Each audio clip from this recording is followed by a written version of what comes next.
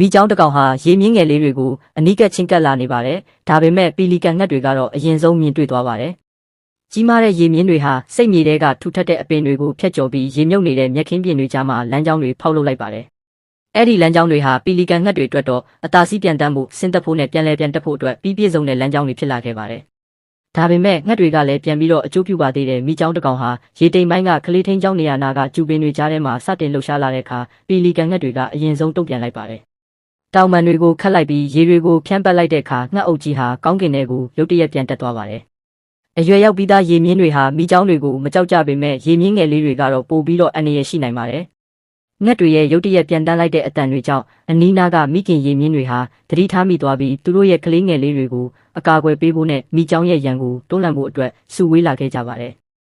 ရေမြင့်တွေဟာရေထဲကိုရှင်းလင်းလိုက်ပြီးပီလီကန်ငှက်တွေကလည်းအန္တရာယ်ကိုဖော်ထုတ်ပေးလိုက်ပါတယ်။အဲ့ဒီလိုမျိုးအတူတကွပူးပေါင်းဆောင်ရွက်လိုက်တဲ့အတွက်လူစီကားတဲ့စိတ်မြေကြီးဟာသူတို့ရဲ့မျိုးဆက်သစ်တွေကိုပြုစုပြောင်းထောင်ဖို့အတွက်ပို့ပြီးတော့လုံခြုံတဲ့နေရာတစ်ခုဖြစ်လာခဲ့ပါတယ်။